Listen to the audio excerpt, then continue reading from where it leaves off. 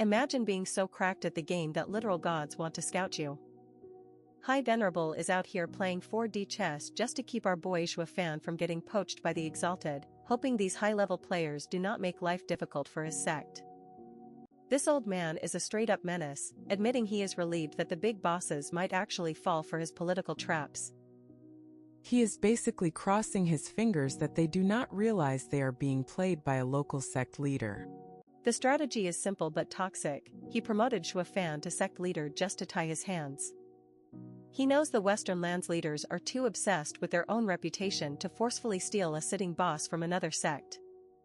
Talk about a golden cage. He even reminisces about the time he used his authority to shut down Xuefan's uprising by nullifying his token. This old man is the ultimate gatekeeper, making sure nobody rises too fast or too far without his permission. And here comes the cold part. He admits Xiao Wuyue was just a sacrificial lamb in this whole power struggle. He feels zero remorse for manipulating these two shrewd youngsters because in his mind, the sect's stability is worth any amount of backstabbing. Meanwhile, Xiao Wuyue is absolutely losing his mind. He is bitter, salty, and looking for someone to blame for his downfall. But Xuefan just stands there, cold as ice, telling him that a real man has to be ruthless and that Wuyue is the only reason Wuyue is currently a loser. Wuyue is fully entering his villain arc now, screaming about how he is going to kill anyone who gets in his way. He is determined to reclaim his seat, but let's be real, watching this man-child throw a tantrum is the highlight of my day. Time for a dramatic goodbye. Xuefan bids farewell to the Luo clan, promising they will meet again. It is a rare soft moment for our demonic protagonist, proving that even a monster can have a few people he does not want to murder. Internally, Xuefan is reflecting on his past life as the demonic emperor. He realizes that while he was a god back then, his current life as a mere mortal cultivator has given him things he actually cares about. Character development? In this economy? Back at the Luo Alliance, the local clowns are starting to act up. Clan head Li is out here complaining about casualties, basically asking why they wasted so much effort on a single steward. This guy clearly does not know who he is talking about. Long Yifi is not having it. He immediately roasts these small-minded leaders, calling them blind for not seeing Xuefan's true value. He is basically telling them that one Xuefan is worth more than all their pathetic houses combined. Long Yifi drops some truth bombs, reminding everyone that Xuefan built their prestige from the ground up. He argues that having the leader of the demon scheming sect in their pocket is the ultimate business move for future expansion. He is thinking with his wallet, and I respect it. Of course, the cowards are still shaking in their boots, fearing that if Xuefan fails, they all go down with him. But Long Yifi just laughs because he knows our boy is too shrewd to ever truly lose. He is a fanboy, and honestly, same. Luo Yunhai finally steps up and shuts down the bickering with a legendary speech. He declares that he did not help Xuefan for a return on investment, he did it because they are brothers. It is pure, unadulterated loyalty, and it is making the greedy elders look like total jokes. Yunhai gives them an ultimatum: the Luo clan follows the path of righteousness and loyalty, so if anyone is only worried about the numbers, they can pack their bags and leave. He is officially the GOAT. For this one. Poor Yunchang is having a mental breakdown because she finally realizes Xuefan is fully committed to Chu Qingcheng. Seeing her heartbreak is rough, but that is what happens when you catch feelings for a demonic protagonist who already has a main girl. Sir Lung is watching from the sidelines like a creepy uncle, warning that love is a hero's downfall. He is predicting that Xuefan's newfound softness is going to make him a target for his enemies. The foreshadowing is getting heavy, guys. Sir Lung thinks Xuefan is taking massive risks just to be with his wife, which could lead to his literal death. He is basically betting on the fact that Xuefan's heart will be his undoing. Typical villain logic, honestly. Transition to the group enjoying some peace in a bustling town. Xuefan is actually acting like a normal human for once, teasing Danner and trying to get some alone time with his wife. The man is a simp for Qingqing, and we love to see it. The girls are gossiping about how much Xuefan has changed. He used to be cold and rude, but now he is lively and carefree. They are crediting Qing Qing for fixing him, which is the ultimate romance trope, but I will allow it because they are cute. They start having an identity crisis, worrying that they have become demonic just by associating with the demon scheming sect. It is the classic righteous versus demonic debate that every cultivation story has, and they are really overthinking it. Shuofan drops some deep wisdom, basically telling them that labels like righteous and demonic are just biased nonsense people made up. He is following the Tao, not some boring rules. He is basically saying I do what I want, and it is a total mood. Suddenly, things get spooky. A mysterious voice echoes in Shuofan's head, calling him 9 serenities. A massive red eye appears in his vision, telling him he must attain the Tao and return. Our boy is left shook, and honestly, so am I. Who is calling him from the void? Imagine being the most dangerous demonic cultivator alive and getting caught lacking during a nap.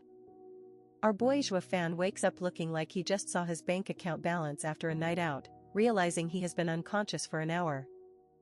For a guy who sleeps with one eye open, this is not just a nap, it is a massive red flag. While he is trying to process his existential crisis, Danner decides it is the perfect time to be a little brat. She asks if his fatigue is because of kidney deficiency. Shuofan is ready to throw hands over the insult to his stamina, but he quickly realizes the vibes in this town have gone from cozy to creepy real fast. The playful mood dies faster than a side character in this series. Shuofan notices the entire town has gone dead quiet in broad daylight. No vendors, no NPCs, just straight up ghost town energy. This is giving him major Yen ML flashbacks, but he can tell this situation is actually 10 times worse. The realization hits him like a truck. This is not a coincidence, it is a meticulously prepared trap. Before he can even draw a weapon, a massive golden palm strike comes screaming out of the sky. Luckily, our menace has spider sense and dodges the attack just as the local neighborhood hypocrites make their grand entrance. Meet the Universal Righteous Sect, led by a guy named Zhao Deju who clearly spent too much time in the villain monologue gym. He starts laughing like a psycho, calling Shuofan a vile spawn. Honestly, these righteous sects are always the loudest ones when they have the numbers on their side. Shuofan is actually surprised for once. He expected the usual suspects like the Mystical Heaven sect or that old snake Venerable sure to jump him, but the Universal Righteous Sect? They traveled way out of their zip code just to catch these demonic hands. Talk about dedicated haters. Zhao Deju is acting like he is the main character of a hero story, but Shuofan is already 3 steps ahead. He starts doing some mental math and realizes there is no way these golden boys tracked him down without a snitch. Someone inside the demon scheming sect has been singing like a canary. The culprit is obvious. Shuofan calls out Venerable Shi and Lu Xia for feeding the enemy intel during the Double Dragon gathering. It turns out the biggest threats to a demon are not the heroes, but the old coots back home who are salty about losing their political power. Zhao Deju does not even deny it. He praises Shuofan for being shrewd but says that is exactly why he has to be deleted from the server today. According to righteous logic, if they do not purge him now, he is going to cause a global catastrophe. Bro is literally trying to pre-order a murder. Shuofan takes a moment to regret his life choices. He tried to stay out of sect politics and just go back to the Luo clan, but the trash he did not take out earlier has come back to bite his ankles. He tries to be a gentleman for once, asking Zhao to leave the girls out of this since they are righteous cultivators too. But Zhao Deju is a top-tier hater. He claims that by hanging out with a demon, these girls have already lost their purity and are tainted by the demonic way. Basically, he is saying if you sit at a table with a demon, you are a demon too. This guy is the CEO of Zero Tolerance Policies. Zhao orders his men to activate the array, and the scale of this ambush is absolutely insane. 500 ethereal stage experts surround them, forming a golden barrier that could flatten an entire sect. This is not a fair fight, it is a full-scale execution squad against 4 people. Shuofan sees his companions shaking in their boots and decides it is time to show why he is the winner of the Double Dragon gathering. He activates the second stage of the Divine Eye of the Void. If these clowns thought a little golden bubble was going to hold him, they clearly did not read his resume. He combines his eye technique with the ghost dragon claw, and the result is pure carnage. He rips through the ethereal stage array like it is wet tissue paper, sending a shockwave of blood and broken dreams through the righteous ranks. He screams at the girls to run while the barrier is down. Zhao Dezhu is losing his mind because his expensive formation just got shattered by one guy. He orders the full chase, but Shuofan is not moving. He grabs Zhu Qingqing and tells her to run straight ahead and, whatever she does, do not look back. He is planning to pull a legendary 1 versus 500 stand. Qingqing's friends think she is being cold for leaving him, but she knows the truth. She is too weak to help and would only be an anchor dragging him down. She has to believe that her man is a literal god of war who can survive this suicide mission if he does not have to worry about protecting her. As they fly away, we see the real reason Shuofan told her not to look back. The cold-blooded demonic emperor actually has tears in his eyes as he watches his wife leave. He did not want her to see him crying while he prepares to face certain death. My heart cannot take this level of tragic romance. Zhao Dezhu starts mocking him, thinking Shuofan has nowhere left to run. But he does not realize he is locked in here with the monster.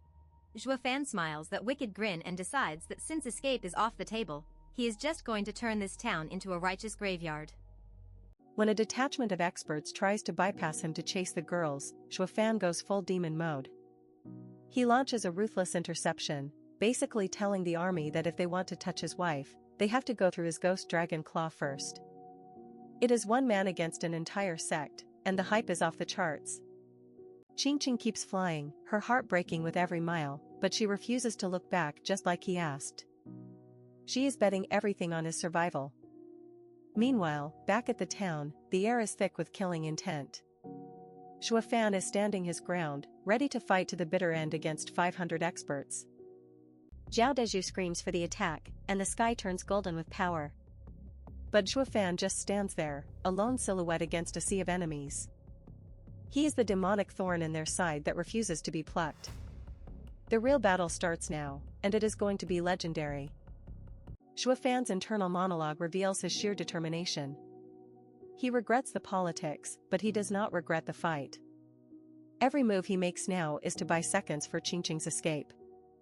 If he has to kill every single person in the Universal Righteous Sect to do it, then so be it. The chapter ends with the ultimate standoff. 500 against 1. The odds are impossible, the stakes are life and death, and Shuofan looks like he is actually enjoying the challenge. Get the popcorn ready, because the Demon Emperor is about to go on a rampage that will be remembered for generations. Imagine being such a massive clown that you think mocking our boy Shuofan is a good idea. Zhao Dezhu is out here acting like a top-tier villain, claiming Zhua is showing his hand too early just to save some girls. Shuofan basically tells him to shut his mustache-twirling mouth because these girls are innocent and don't need to be dragged into their mess. But of course, in the world of righteous sects, nobody is innocent if they even breathe the same air as a demon. Zhao goes full psycho, screaming that his sect will purge every single one of them. He is basically promising to snuff out those girls like a candle, but Shuofan is standing there looking like an absolute menace, declaring that as long as he is breathing, nobody is getting past him. Shuofan doesn't even flinch. He unleashes a counter-soul attack that is so high energy it practically melts the screen. While these basic mobs are trying to swarm him, our boy is just warming up. He is not just defending, he is looking for blood, and his red dragon soul is ready to feast on these supposed experts. The result? Absolute carnage. Shuofan takes on 30 experts, at the same time, and leaves 20 of them coughing up blood like they just swallowed a grenade. The rest of them are pushed back so hard they probably forgot their own names. The look on Zhao's face is priceless. He realized way too late that he just poked a sleeping god. The peanut gallery is officially shook. These disciples are whispering that Shuofan has officially gone beyond human limits. They finally realized that the rumors from the Double Dragon gathering weren't just hype. They were a warning. Zhao Dezhu is losing his mind, screaming at them to take Shua's head for Providence, which is just code for I'm too scared to do it myself. Shuofan hits them with a savage verbal roast, telling them that Providence is actually the one deciding how many of them leave this place in a body bag. He plays them like a fiddle, asking if they want to be winners or just expendable trash. You can literally see the sweat dripping off these frauds as they start second-guessing their life choices. Internally, Shuofan is actually hanging by a thread. Absorbing all those soul attacks wasn't exactly a walk in the park, and he knows he can't tank another swarm. But he also knows that this righteous sect is filled with nothing but selfish cowards. He is betting everything on their fear, and honestly, it is a 10 to 10 big brain play. Zhao Dezhu is out here offering bribes and commendations like a desperate manager, but his men are like, nah, I'd rather live. Shuofan is successfully stalling 500 people just by staring at them intensely. He is literally a wounded paper tiger, but he is so terrifying that the army is paralyzed while Chu Qingqing and the girls make their escape. Just when things were looking up, the real trouble arrives. 8 soul harmony experts descend from the sky like they own the place. Zhao Dezhu immediately starts simping for the elders, greeting them while the rest of the army realizes they are about to get a massive lecture on why they are useless. The elders don't waste any time. They look at the 500 disciples and basically call them a disgrace to humanity. Imagine having a massive army and being stopped by one tired teenager. The second-hand embarrassment is real. These old dudes are not happy, and they are making sure everyone knows it. Elder Baihe is especially savage, telling them they have shamed the entire universal righteous sect. He is looking for the girls, but since they already dipped, he is looking for someone to blame. The tension between these old guys is so thick you could cut it with a sword, which is exactly what Shuofan is planning to do. Zhao tries to explain that the girls ran away while this brat blocked them, but the elders are not buying it. One man holding back 500? They think it is the biggest joke of the century. They are calling Zhao pathetic to his face, and honestly, we love to see it. This guy is the definition of an L-taker. The elders start bickering among themselves like a bunch of Karens at a PTA meeting. Elder Baihe blames Elder Yin Chue for being too slow, and Yin Chue is just standing there trying to defend his honor. They all agreed to work together to cut off the escape, but they were too busy being arrogant to actually do their jobs. Yin Chue tries to act tough, saying he figured 500 experts and an executive could handle a few kids in the Radiant stage. He never expected them to be so incompetent. He is basically saying, I didn't help because I thought you guys were at least semi-useful, but I guess I was wrong. Shuofan is just standing there watching this drama unfold, probably thinking these guys are more dysfunctional than a reality TV family. The elders finally realize that Shuofan is the real deal, but instead of respecting him, they just decide that every single person in their sect, from executive to disciple, is officially worthless trash. They decide that the girls haven't gone far and it will be easy to catch them. They tell Zhao that his mistakes won't matter if they fix this now, but he is definitely going to get a beating back at the sect. It is a classic if you fail again, you're dead ultimatum. No pressure, right? Elder Baihe gives the disciples a final warning, kill Shuofan and get a promotion, or let him escape and face execution. Talk about toxic management. The disciples are now more scared of their own elders than they are of Shuofan, which is exactly the kind of motivation these righteous clowns need. The army finally finds their backbone, or at least their fear of death, and they prepare to move. They all scream yes, sir, like good little soldiers, while the elders loom over them. It is 500 against 1 again, but this time the big bosses are watching, so there is no running away. Before they move, one of the elders mentions they need the girls because of their rare physiques. Yeah, we all know what that means in Manhwa terms, creepy old man alert. They have some shady use for them, which only makes Shuofan's resolve even harder. He is the only thing standing between those girls and a very bad ending. Shuofan pulls up with the ultimate none shall pass energy.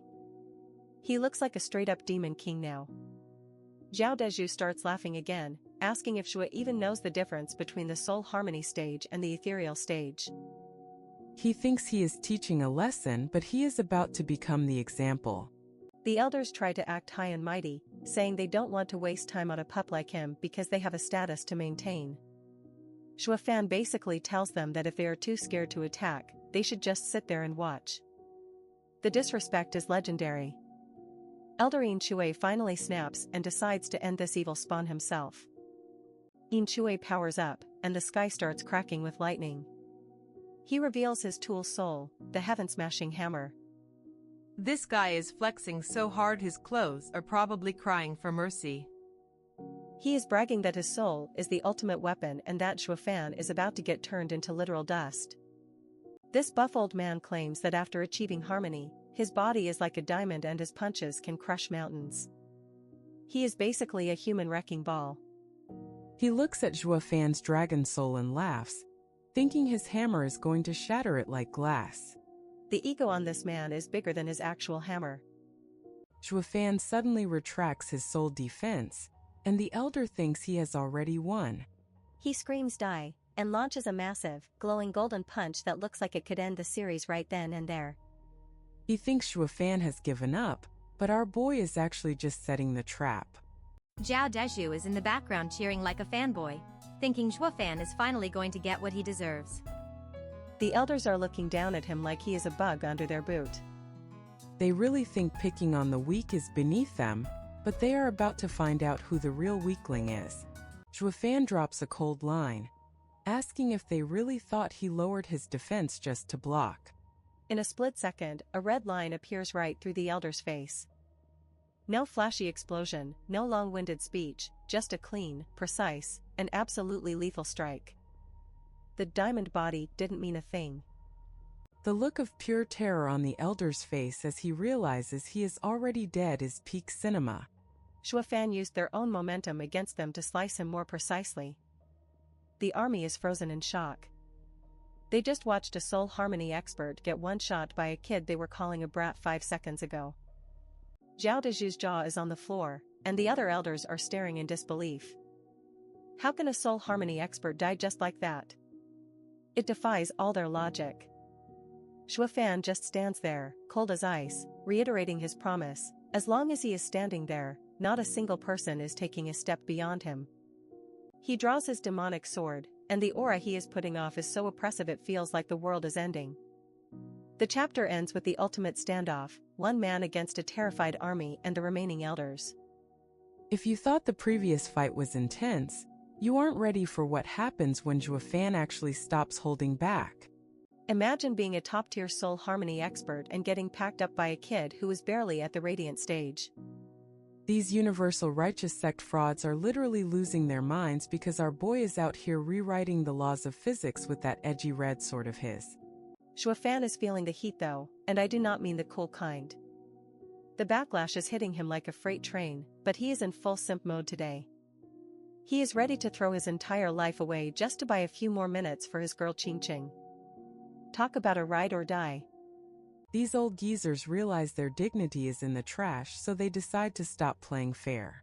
They pull out their shiny spiritual weapons, thinking some fancy gold toothpicks can stop a demonic blade.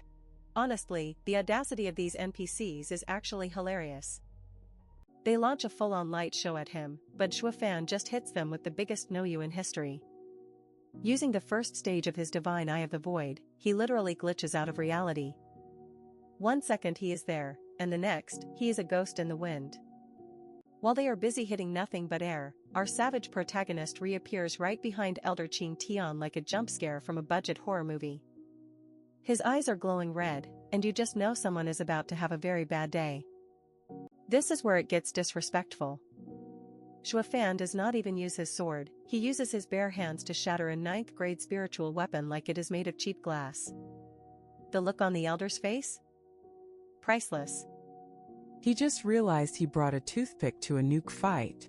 The entire sect is in a state of how is this possible, but instead of running for their lives, their greed kicks in.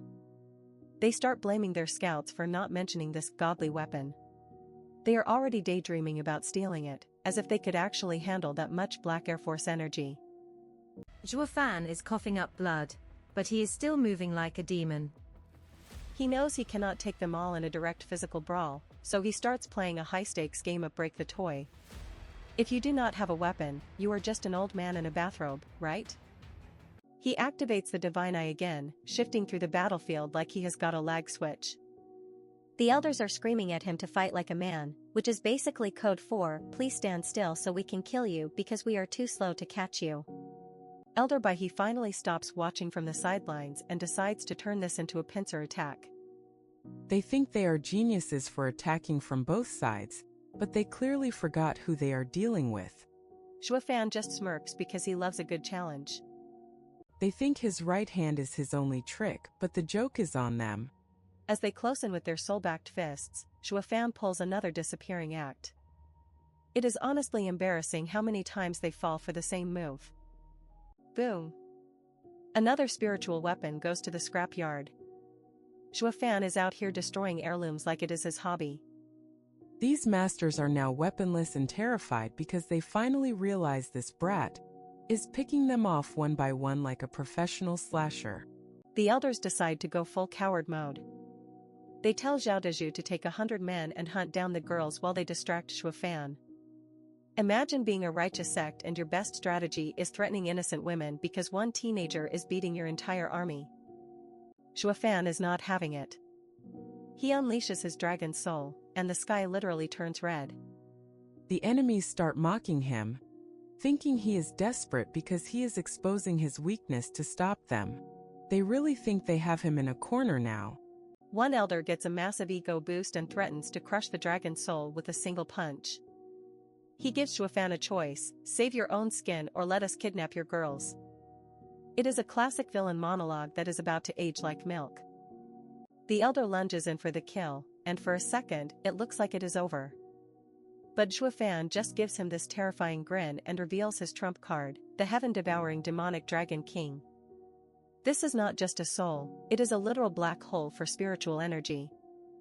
Instead of the dragon's soul crumbling, it starts eating the elder's attack for breakfast. The old man's face goes from I am a god to I need my mommy in record time. You cannot punch something that consumes existence itself, you absolute clown. Trapped in the dragon's maw, the third soul harmony expert gets absolutely deleted. The disciples are literally shaking in their boots now. They are starting to realize that Shuofan is not even human anymore. He is something way worse. Elder Baihe is officially panicking. He orders a total Zerg rush assault, telling his men to drown Shuofan in numbers. He is willing to sacrifice 100 ethereal stage experts just to take this one kid down. Talk about a desperate midlife crisis. They start gloating, claiming Shuofan will be a corpse in 15 minutes and the girls will be theirs anyway. It is a lot of talk for people who just lost 3 of their best fighters. But hey, let the NPCs dream while they still can.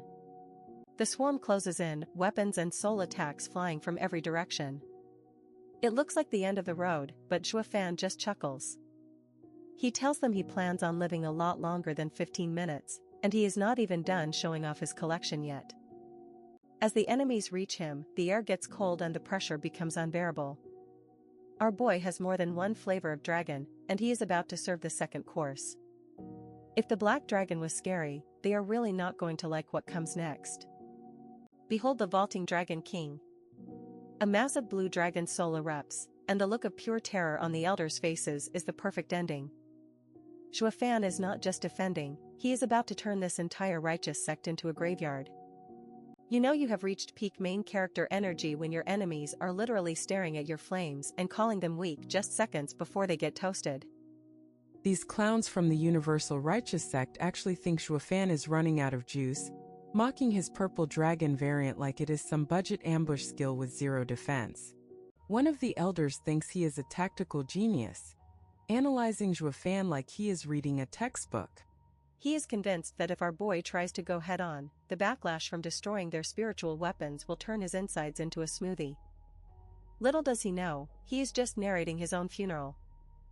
This elder Qing Tian is really out here doing math while Shuofan is playing 4D chess.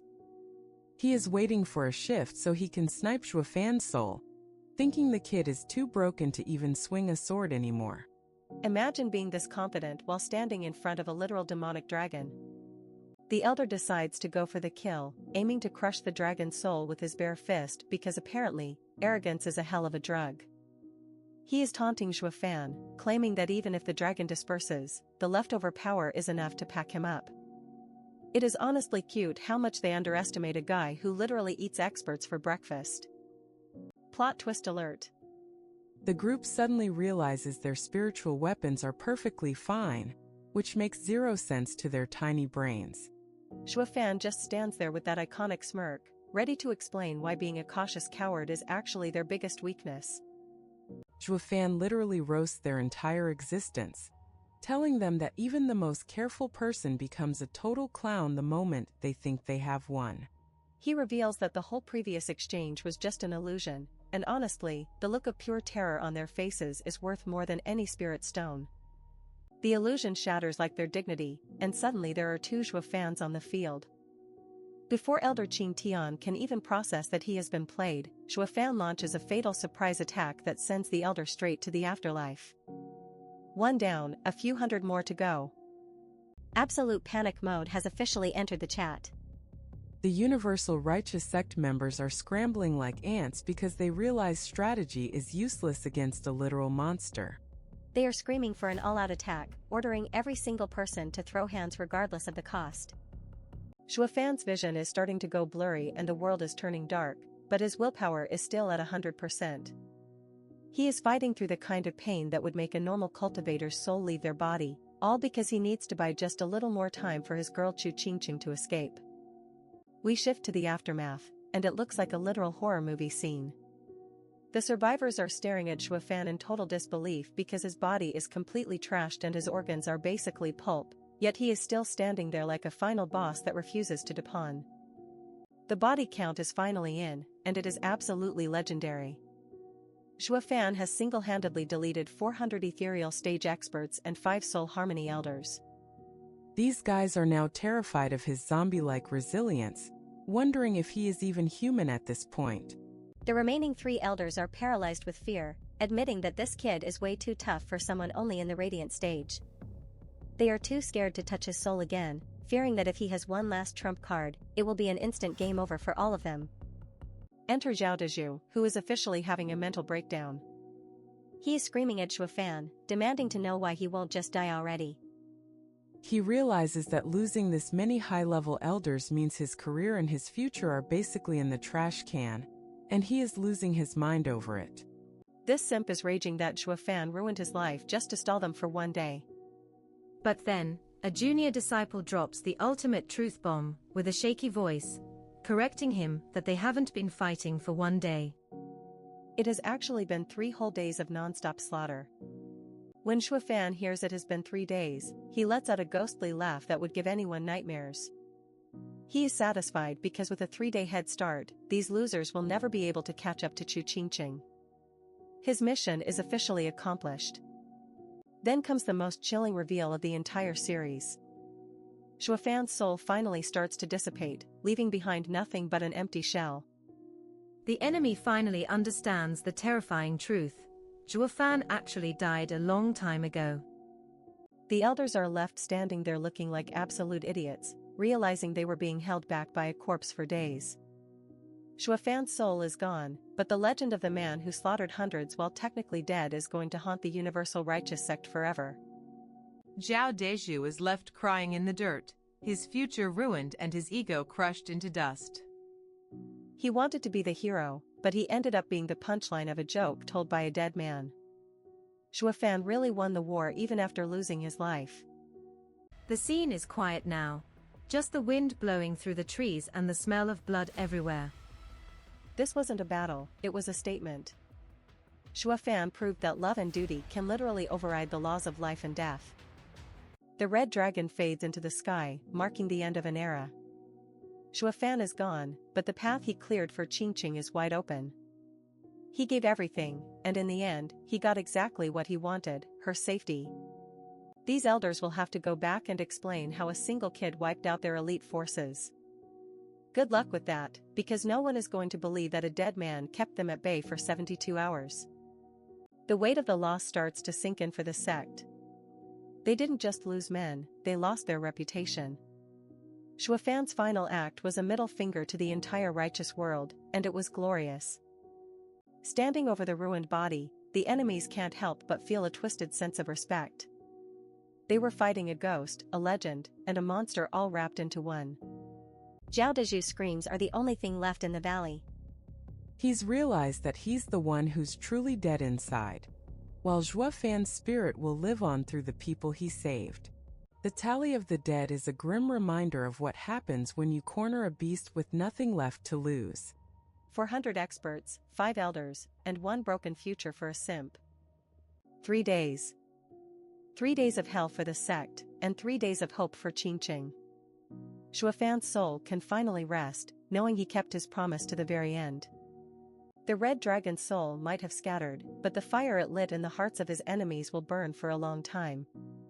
They'll be checking over their shoulders for the rest of their lives.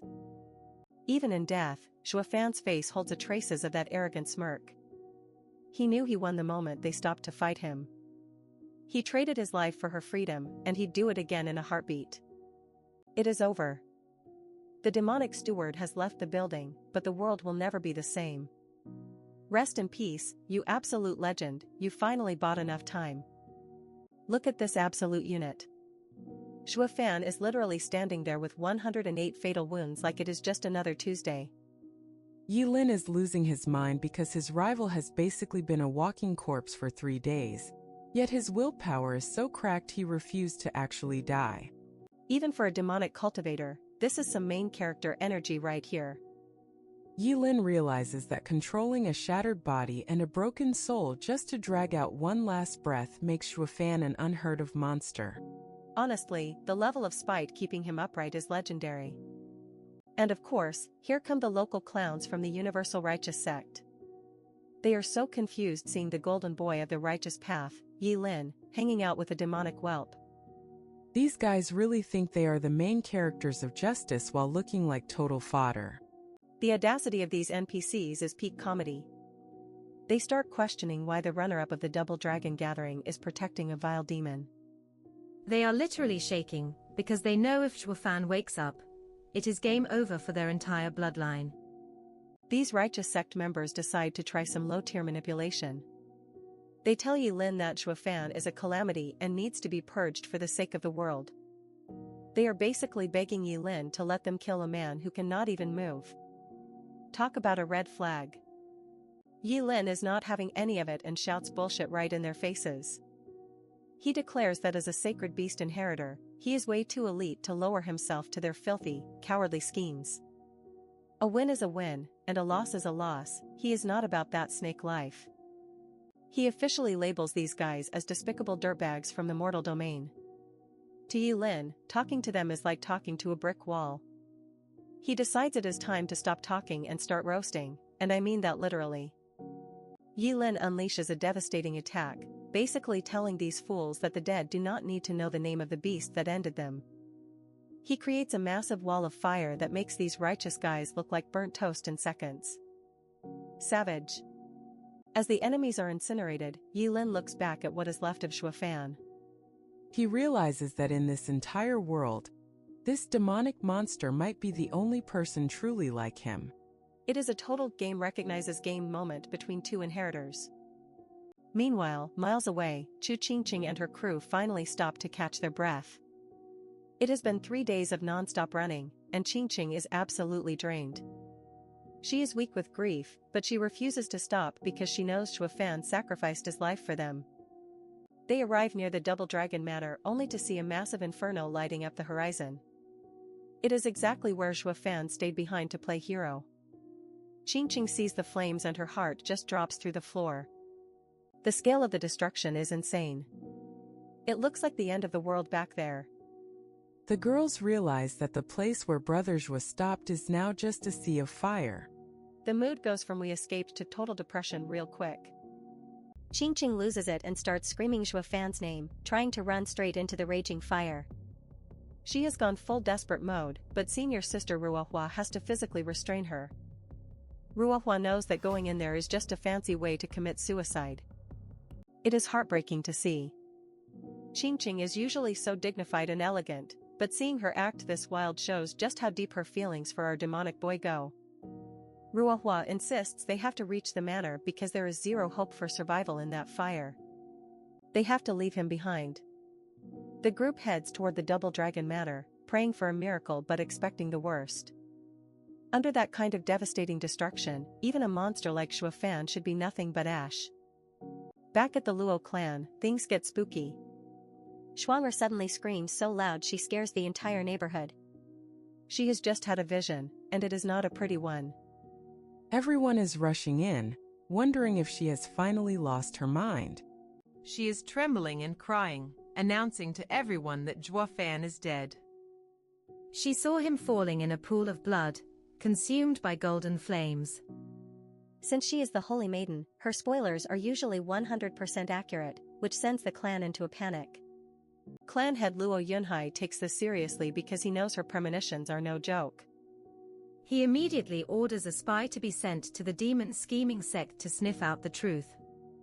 The tension is so thick you could cut it with a spirit sword. Transition to the demon scheming sect, and look who it is. Xia Wuyue, the ultimate snake, is visiting the High Venerable.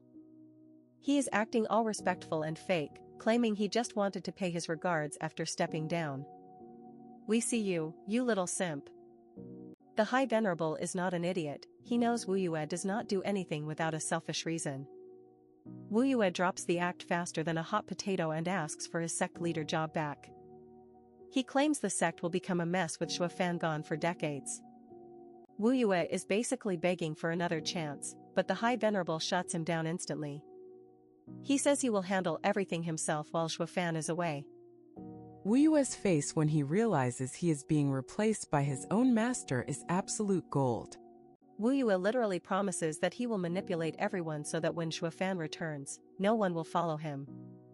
The High Venerable tries to explain that true leadership comes from wisdom and Tao, not petty mind games, but Wuyue is too far gone. Wuyue accepts his master's choice with a cold, resentful look that screams villain arc. He is done asking for permission and is clearly about to take a much darker path. The snake has finally shown its fangs, and the sect is about to get messy. Imagine trying to murder your own master just because you're salty about losing your favorite chair. Our resident clown, Xia Wuyue, has finally snapped and is launching a full-power sneak attack on the High Venerable. The old man is genuinely shook that his own disciple would pull a weapon on him, but Wuyue is too busy crying about how he was abandoned first when they kicked him off the sect leader throne. Wuyue is literally spitting blood and screaming like a toddler, claiming that the High Venerable's betrayal justified this entire circus. Talk about a massive red flag. Right as things get spicy, the Impermanence 5 pop out like a budget security team, but Wuyue just roasts them for being late to the party and failing at their one job. The High Venerable thinks Wuyue is just barking, but Wuyue laughs like a total psycho, claiming they don't owe each other anything anymore. It is officially war. Wuyue activates a secret ring and signals for backup, and suddenly Ren Xiaoyun, the leader of the Heaven Trailing sect, appears right in the middle of their sanctuary. Talk about an uninvited guest. The old man realizes his disciple has gone full traitor and invited a rival sect leader to a private ambush, and Ren is out here acting like it is a casual Sunday visit. Ren tries to play the good guy card, claiming he is only here to help his buddy Wuyue settle some chaos, but the High Venerable sees through this fake righteous garbage instantly. RX is literally the definition of a snake, claiming he is just doing a despicable thing for a great leader, while the High Venerable mocks him for even pretending to be righteous. The High Venerable calls out the hypocrisy, noting how the Heaven Trailing sect is just meddling to expand their own power. Rin just smiles and asks him not to say it out loud to protect their reputation. Wuyue tries to justify his betrayal by saying Shuofan brought outsiders too, but the master claps back by asking exactly how much of the sect's soul he sold for this foreign military support. Ren spills the beans and reveals that Wuyue promised them 5,000 sacred stones, half the rewards from the Double Dragon Gathering, just to get his crown back. This man is selling the whole farm. The High Venerable is horrified that Wuyue is literally inviting enemies to slaughter their own people just to be the king of a graveyard, calling him a bigger fool than the Tianyu Emperor. The old man snaps and declares Wuyue a total disgrace to the ancestors, but when Ren tries to land a finishing blow, he gets blocked by a defense that shouldn't exist. Ren is absolutely stunned that his strike did nothing. The High Venerable is standing there like an absolute unit, and the righteous invaders are starting to sweat. Plot twist of the century. The High Venerable reached the soul harmony stage thanks to a 10th grade pill from Shuafan, turning his constitution into an impenetrable tank with an earth dragon soul. He mocks Ren for underestimating him and tells Wu Yue that while Shuafan brought back Tao and glory, Wu Yue only brought betrayal and heaven's wrath. The roast is real. The battle turns into a full-on mosh pit as the High Venerable orders the Impermanence 5 to bag the degenerate disciple while he handles the rival sect leader. Wu Yue realizes he is in deep trouble and tries to run, but the elders are closing in. Meanwhile, the entire sanctuary is turning into a war zone. Outside, it is a total bloodbath, because the defensive arrays are down. Sect leader Xian is having the time of his life murdering disciples to avenge his dead son, laughing like a maniac. Venerable Sure is watching the carnage calmly until a mysterious old man with major final boss energy shows up. Even Sure has to bow down and apologize for not welcoming him. This newcomer is Xiao Yunshan, and he is only here to watch the High Venerable take his final breath. He mocks the demon-scheming sect for having no real men left. Xiao asks where the main fight is, heading straight for the secret chamber with a terrifying laugh. You know things are bad when the High Venerable of another sect shows up to finish the job. Sure's subordinate thinks the old man is just cocky, but Sure tells him to shut up because this man is a supreme existence that even their master can't touch. We finally get the name, 1 sword, 5 dragons, the heaven-trailing sword Xiao Yunshan. If the High Venerable was a boss, this guy is the hidden legendary dragon that eats bosses for breakfast. Imagine being the leader of a top sect and getting your pride handed to you by a literal grandpa. Ren Xiaoyun is currently living that nightmare, realizing that Yuan Xingong isn't just some old man but a soul harmony monster. He thought he was the hunter, but he is looking real snack-sized right now. Ren is bleeding out and reconsidering every life choice that led to this moment. He realizes if he doesn't pack his bags and vanish in the next 5 seconds, his head is going to be a permanent decoration on this mountain. Curiosity didn't just kill the cat, it's about to delete this man's entire existence. Just as Ren is about to hit the panic button, a legendary figure drops in to save his pathetic hide. Enter Xiao Yunshan, the absolute unit and High Venerable of the heaven-trailing sect. This is the man who single-handedly dragged his sect into the big leagues, and he is looking like the final boss we didn't ask for. Xiao Yunshan doesn't even look at Ren, he's only got eyes for his old rival. He is genuinely shocked that Yuan managed to break through to the soul harmony stage despite having the aptitude of a potato. It's a miracle of pure, unadulterated spite and perseverance that only a true master could pull off. The atmosphere is thicker than the plot armor of a harem protagonist. Yuan isn't even trying to hide his power anymore, while Xiao admits he only came here to watch his old friend die. But since Yuan is currently mopping the floor with the local sect leaders, Xiao has to stop being a spectator and get his hands dirty. The clash begins and it's absolutely cinematic. Yuan knows he can't actually beat the legend in front of him, so he decides to go out with a bang. If he's going to hell, he's taking the biggest red flag in the room with him, his wicked, traitorous disciple Xia Wuyue. Talk about a spicy retirement plan. Yuan lunges with everything he's got, ignoring the pain and the odds. He is a man on a mission to delete the trash from his sect before his heart stops beating. The sheer speed and killing intent have everyone shaking in their boots, proving that you should never underestimate a grandpa with a grudge. Xia Wuyue, being the absolute coward he is, starts screaming for help like a toddler who lost his pacifier. He begs Ren Xiaoyun to save him from the lethal strike, realizing that his betrayal has finally caught up to him. This is the face of a man who realized that being a snake has some very sharp consequences. Ren Xiaoyun jumps in at the last second to block the hit, protecting the traitor and ruining Yuan's final wish. Yuan is left bleeding and broken, devastated that he couldn't cleanse the sect of this human garbage before his time was up. It's a tragic moment for the old man, seeing his legacy in the hands of a psycho. Now that the danger is gone, Xia Wuyue gets his confidence back and starts gloating like a C-list villain. He declares that the demon-scheming sect is his and his alone, and anyone who doesn't like it can catch these hands. He's really out here acting like he did something when he just spent the last minute crying for his life. Yuan doesn't even give the trash disciple the satisfaction of an answer. Instead, he looks at Xiao Yunshan and boasts about his true legacy. He reveals he has another disciple, a real genius who is destined to surpass every single person in this room. He's talking about our boy Zhuo Fan, and you can practically feel the hype building. Xia Wuyue loses his mind, screaming that he's the one who made the sect great and that Zhuo Fan was just a pawn he used for clout. He's so desperate to be the main character that he's literally foaming at the mouth, trying to convince himself that he's not just a footnote in Zhuo Fan's legend. To really twist the knife, Xia reveals that the Universal Righteous Sect has joined the party with a massive army.